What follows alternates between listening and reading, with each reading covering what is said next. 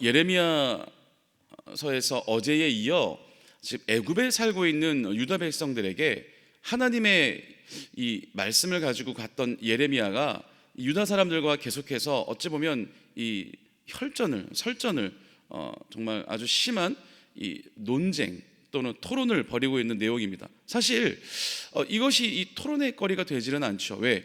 예레미야는 하나님의 선지자이고 하나님의 말씀을 받아가지고 애굽에 살고 있는 유다 백성들을 긍휼히 여기고 불쌍히 여겨 가서 하나님의 뜻을 전하고 있는 것인데요, 이 애굽에 살고 있는 유다 사람들은 예루살렘을 떠나서 타지에서 정말 힘들게 살고 있어서 그런지 이미 이 마음속에는 하나님을 믿고 있는 그 마음, 그 신앙을 다 잃어버렸어요.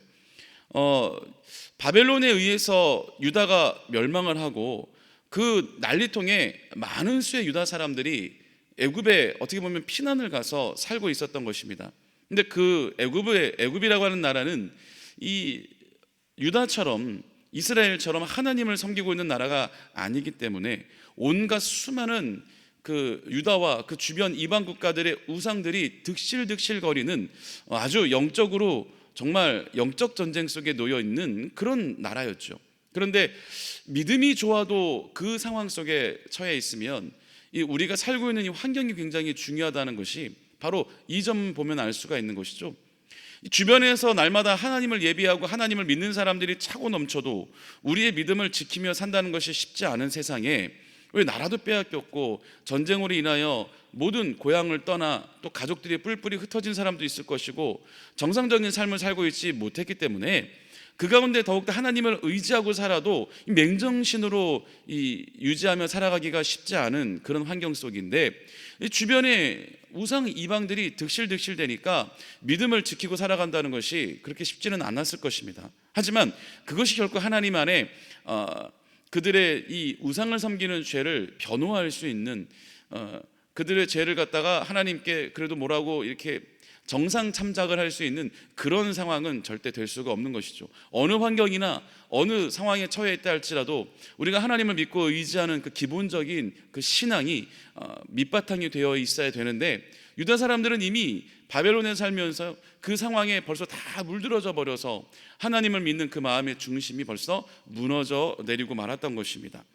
그래서 이 애굽에 지금 피난 가서 살고 있는 이 사람들을 어찌 보면 그냥 버려둘 수도 있지만, 지금 이 유다 땅만 해도 바벨론에 멸망되고 또 우리가 알고 있듯이 유다의 말을 쓸 수가 없었습니다. 우리가 일제시대를 겪었던 것처럼 우리가 일제치하에 우리 말을 쓸 수 없었고 우리의 이름을 우리가 부를 수 없었잖아요.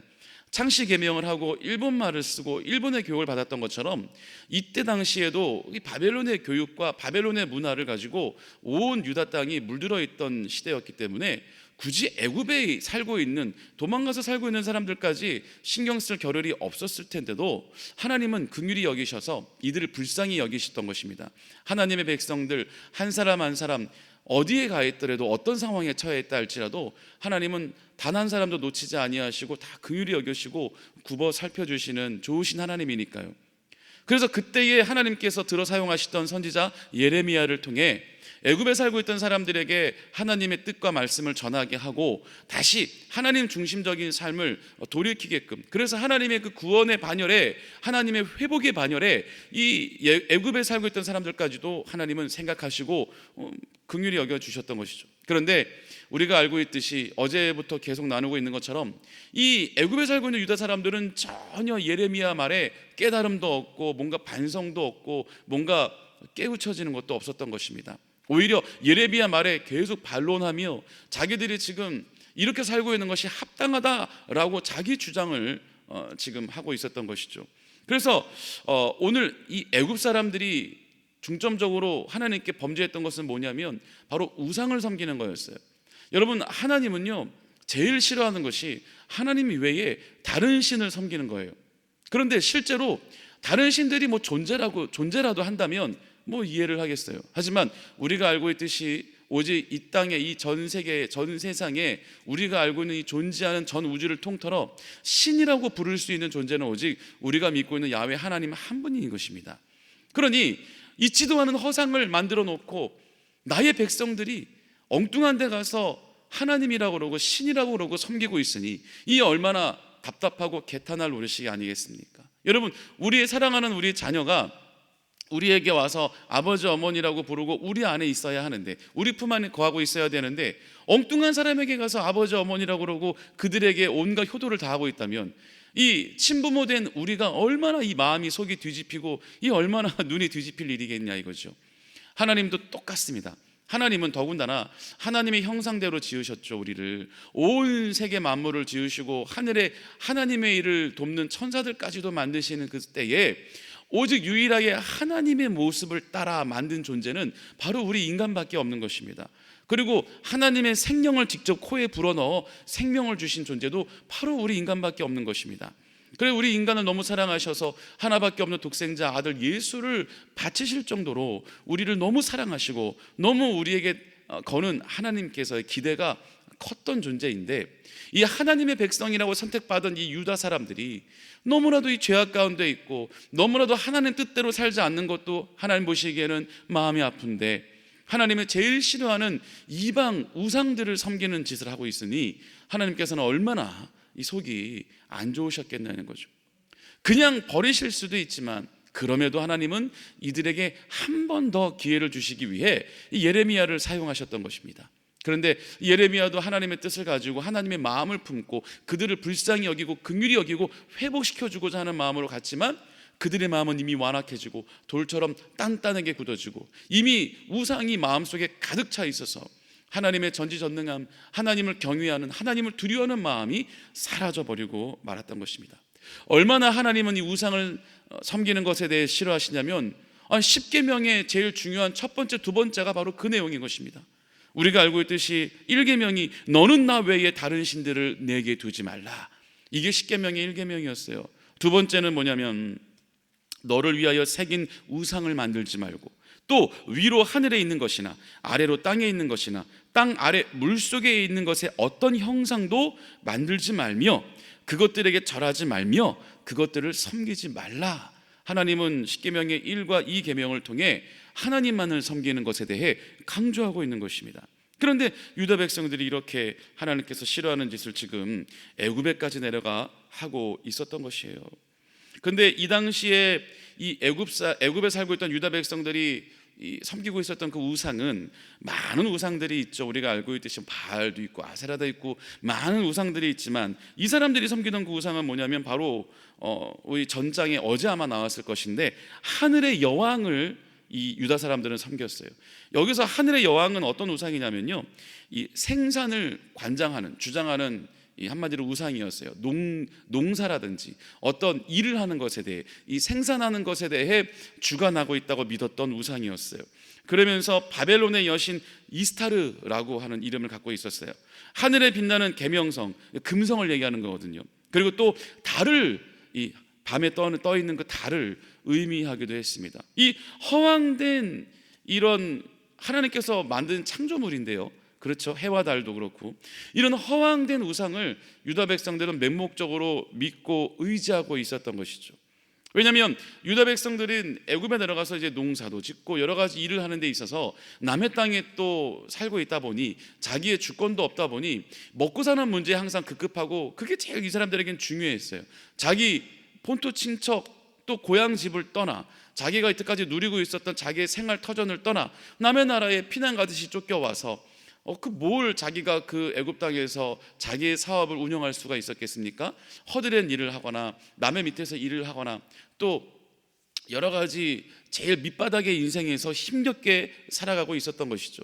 그러다 보니까 자기들의 이 삶의 질, 어떤 경제적인 부분들, 자기들이 하고 있는 부분 속에 직접적으로 그 부분에 관여하고 그 부분을 도와준다라고 하는 그 우상에게 솔깃해서 넘어가고 말았던 것이에요.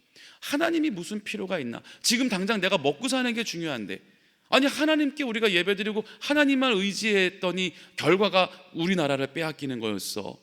우리 아이들이 다 바벨론의 볼모로 끌려가질 않나? 그러니 이 땅에서 우리가 살아가는데 제일 중요한 건 우리가 먹고 사는 거지, 우리가 안전하게 내 가족들 내가 안위하며 살아가는 거지 라고 하는 인본적인 잘못된 생각이 유다에 살고 있는 애굽 사람들에게 마음속에 팽배하게 자리를 잡았던 것입니다. 그러다 보니까 여러 우상들 중에 농사라든지 생산을 관장한다고 하는 이 이방 우상, 하늘의 여왕, 하늘의 여신이라고 하는 이스타르라고 하는 그 우상에게 완전히 마음이 뺏겨버린 거예요.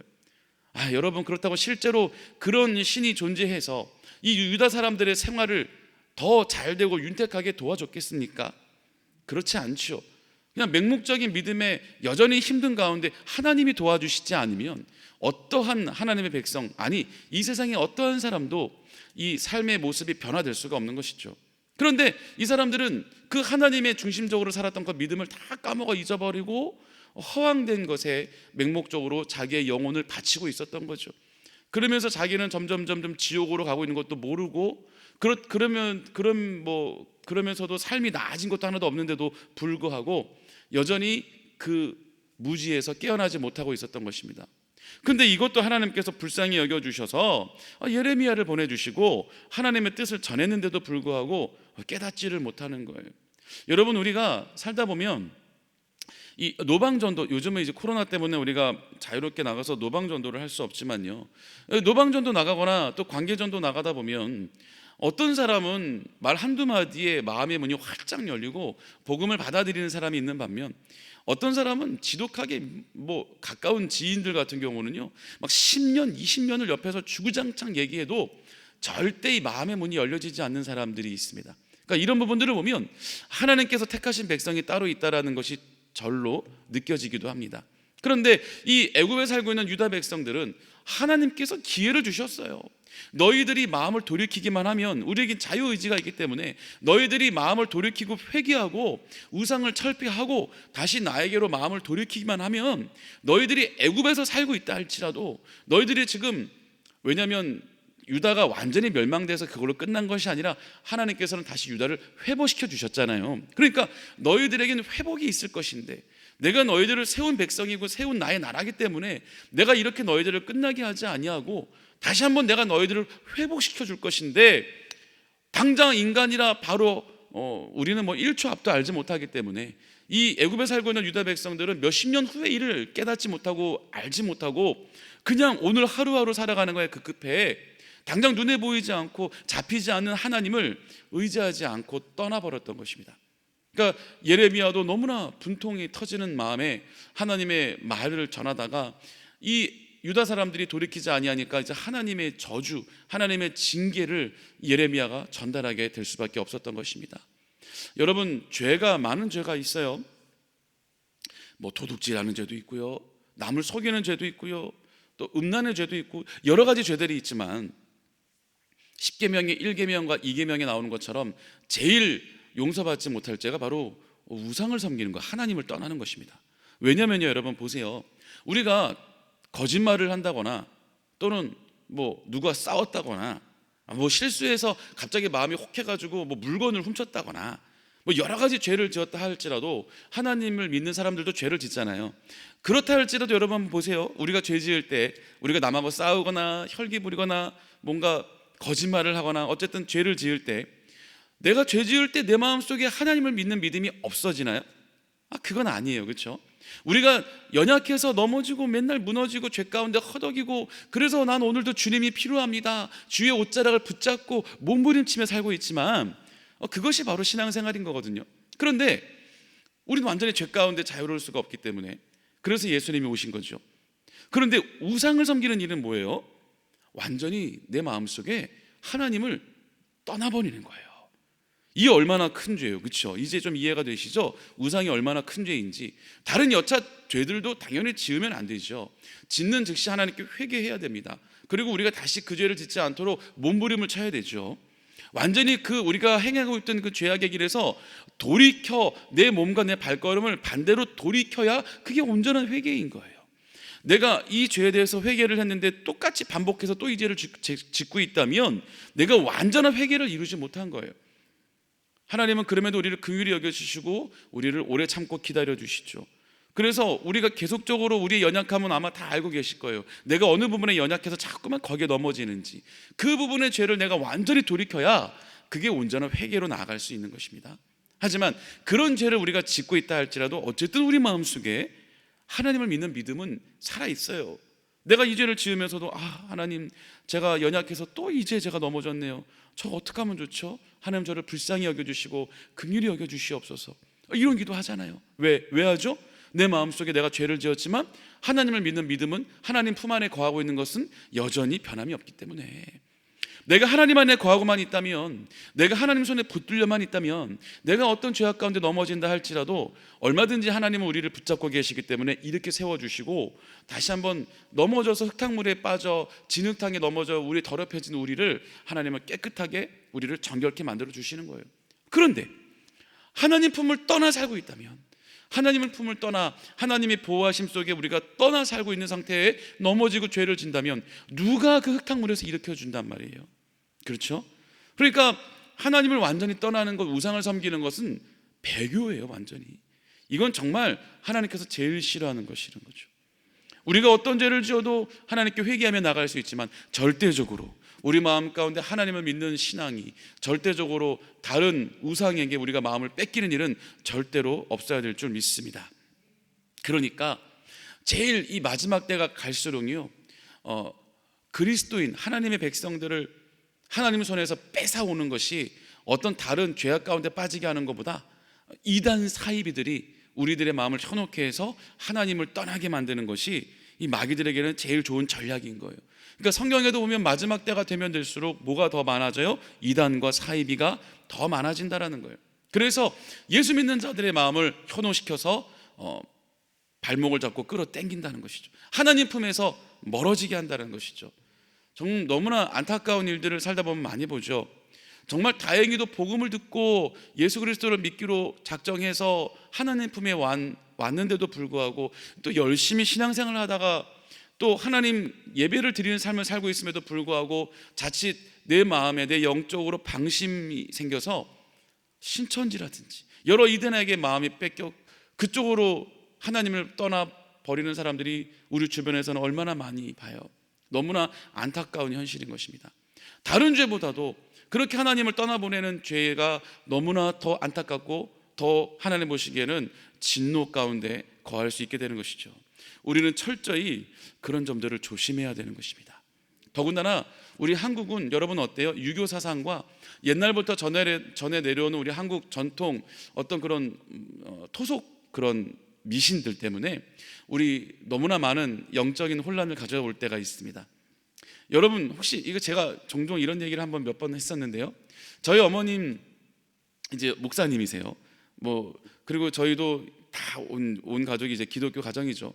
이제 그럼에도 불구하고 아마 이 부분에 있어서 나는 이런 부분은 절대 안 그래, 이렇게 아마 자신 있게 얘기할 수 있는 분은 많지 않을 것 같아요. 왜? 우리가 잘못된 것이 아니고 이 우리나라 속에 전통적으로 어릴 때부터 몸에 배워오고 어른들한테 배웠던 것이 그렇기 때문에 나도 모르게 그게 몸에 새겨져 있는 그런 습관들이 있어요. 그런 의식들이 있어요. 대표적으로 보면 여러분 혹시 자녀들에게 또는 여러분들 어릴 때 부모님들에게 이런 말 들어보신 적 없으세요? 문지방 밟고 서 있는 거 아니야? 밤에 휘파람 부는 거 아니야? 이런 말들이 있잖아요. 여러분 문지방이 뭐라고요? 문지방에 서 있으면 뭐가 어떻게 되는데요? 그러니까 이런 한국 토속적인 어떤 그런 미신들이 많이 우리 삶 속에 들어와 있다 보니 우리가 크리스찬임에도 불구하고 내가 날마다 주님 붙잡고 내가 주님 중심적으로 살아간다고 하면서도 은근히 우리 속에 이런 미신들이, 이 우상들이 많이 자리 잡고 있어요. 어떤 분들은 나 하나님 믿어도 이 사주 보는 거는 괜찮지 않아? 이건 과학이야. 이렇게 얘기하시는 분들도 있고요. 여러분 다 옳지 않은 것이겠죠. 오직 성경 안에서 말씀 중심으로 하나님 안에서 하나님 뜻 가운데만 우리가 거하며 살아가는 것이 온전한 신앙생활이고 온전히 우상을 섬기지 않고 하나님만을 바라보며 살아가는 삶이라고 할 수가 있는 것입니다. 그뿐만이 아니에요. 요즘 세상에 이 현대사회는요 우리로 하여금 이 우상에 빠지게 만드는 것들이 너무나 많습니다. 꼭 어떤 신들을 우리가 섬겨야만, 어떤 다른 우상들을 진짜 섬겨야만 우상에 빠지는 게 아니라요, 내 마음속에 내가 하나님보다, 내 예수님보다도 내가 더 신경을 쓰고 내가 더 마음을 쏟고 있는 것이 있다면 그것이 곧 우상이 되는 겁니다. 우리 젊은 자녀들은, 우리 어린 아이들은 어떤 게 제일 위험한 우상으로 자리 잡을 수 있을까요? 뭐 그들에게 다른 신을 믿어라 이런다고 뭐 그 아이들이 어머 여기가 진짠가 봐 글로 가겠어요? 아이들이 제일 지금 정복당하고 있는 우상은 뭐겠어요? 게임, 그리고 스마트폰, 컴퓨터, 이런 것들이 아이들에게는 온통 자녀들에게는 우상입니다. 완전히 그 세상에 빠져 있어서 어떤 심한 아이들은 현실 세계와 이 게임 세계, 가상의 세계를 구분하지 못하는 아이들도 있어요. 이것뿐이 아니에요. 이 현대를 살아가는 이 성인들도요, 여러 가지 우상에 빠져 있습니다. 뭐 예를 들면 뭐 도박이라든지 뭐 술, 담배 이런 것도 다 우상에 빠져 있는 것이에요. 왜? 거기에 중독되어 있으니까. 하나님을 내가 믿고 하나님을 섬기는 것보다도 내 마음이 그쪽에 더 쏠려 있으면 다 그것이 우상이 될 수가 있는 것입니다. 그리고 나는 괜찮아 라고 자신할 수 있는 우리 기독교인들 중에 또 하나 간과하고 있는 것은 뭔지 아세요? 사랑하는 내 가족들이 우상이 되고 있는 경우도 되게 많아요. 실제로 이런 일이 있었습니다. 제가 예전에 사역하던 교회에서 주일인데요, 고등부 전도사님이 저에게 오셔서 물어보는 거예요. 혹시 그 아무개 학생이 오늘 교구실에 와서 기도 받았어요? 아니요, 오늘 저도 못 봤는데요. 오늘 그 아이가 찬양팀에서 이 찬양 봉사하는 아이인데, 아니 오늘 주일인데 안 나올 아이가 아닌데 오늘 안 나왔어요. 근데 그 아이가 지역장님의 아들이었거든요. 제가 지역장님한테 전화를 했죠. 지역장님은 오셨었거든요. 지역장님, 오늘 이 아이가 고등부에서 안 왔다고 하는데요, 오늘 교회 안 왔어요? 그랬더니 지역장님 하시는 말씀이, 아유 목사님, 내일부터 시험이에요. 언제 교회가 지금 학원 가야 돼요? 자 여러분, 이게 맞나요? 저는 말이 안 나오더라고요. 그래서 뭐 그 앞에다 대고 제가 지역장님에게 뭐라고 할 수 있는 것도 아니고, 그래서 네 알겠습니다, 일단 제가 그 아이를 위해서 기도하겠습니다, 하지만 가정 예배라도 꼭 드려주세요 라고 이제 전화는 끊었지만요, 여러분 보세요. 그 지역장님에게는 우상이 뭘까요? 아들이에요. 여러분, 하나님께 나와서 하나님을 예배하는 것보다 더 중요한 게 뭐가 있어요? 하나님께 기도하고 하나님을 붙잡아야 그 아이도 시험을 잘 보고 기억이 안 나는 것도 기억나게 하시고 모르는 것도 하나님은 알게 해주시는 거예요.